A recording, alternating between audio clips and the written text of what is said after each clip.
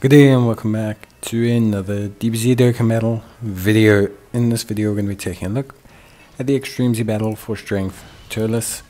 So basically, to cut a long story short, Turles has received his Extreme Z Awakening, or LR Team Turles has received their Extreme Z Awakening as a part of the countdown to the worldwide celebration. Turles himself, after his EZA, looks really good and very interesting. Of course, the effective categories here are Goku's family and AGL units, and you need to make sure that you have the legendary power link active, otherwise you're not going to do a decent chunk of damage. Now I am going to say this is a pretty tough one. It felt really tough. Obviously you have some free-to-play options. We'll be using the ones we can. You have two suitable leads for this because a lot of Goku's family members fall under Kamehameha. So you can look at running, either AGL Gohan or AGL SS4 Goku. Of course, if you don't have Beast Gohan, which I don't, you can't use him, and he would help a lot, but unfortunately we don't have him. So in this scenario, we're going to be mainly rotating around some free-to-play units and also adjusting as need be. You could potentially use the Tech LR Goku Gohan as a lead, but I would say you probably need dupes. Same with the Tech Gobros. You can use them as a lead, you probably need dupes. The reason I'm using the Strength Goku Gohan is mainly because of the fact that I want the 200% lead for some of the units. But yeah, generally speaking, this is the best way to go. Otherwise, double SS4 Goku, I feel, is really strong. Now, obviously, this is not something for new players. So if you are struggling, don't panic.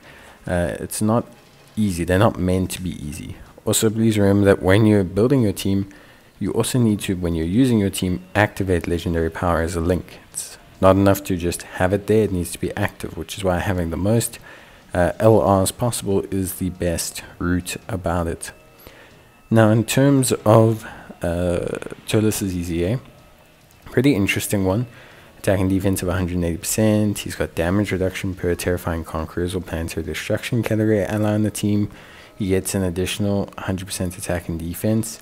If when firing a super attack, he's a 50% support, which is huge, and he gets an additional key +6 when the enemy is in attack down, defense down, which is very interesting.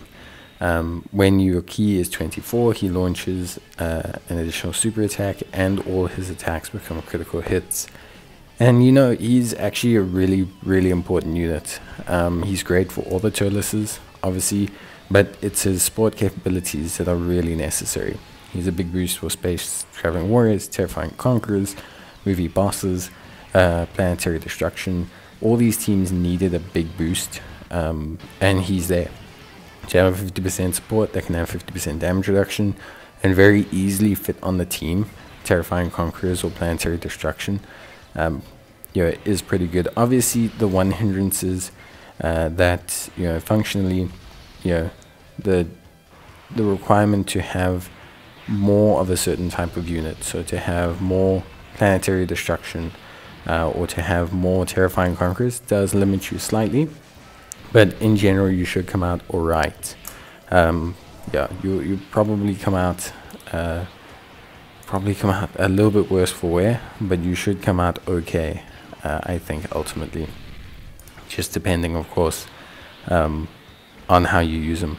But yeah, it was obviously tough to get the EZB done. You can see there the Gobros really helped. We switched them in for the Int Goku. I think if you have Beast Gohan, you probably do have a much easier time than I did, but rotation should just be Gobros and Gohan, SS4 Goku, and yeah, just make it work basically as best you can. There's a lot of options, so you can tinker and match, but this felt like the easiest team I could put together with a couple free-to-play LRs.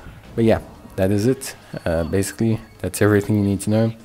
Let me know if you guys have any more questions, but otherwise I will see you guys in the next one. So until then, take care and bye.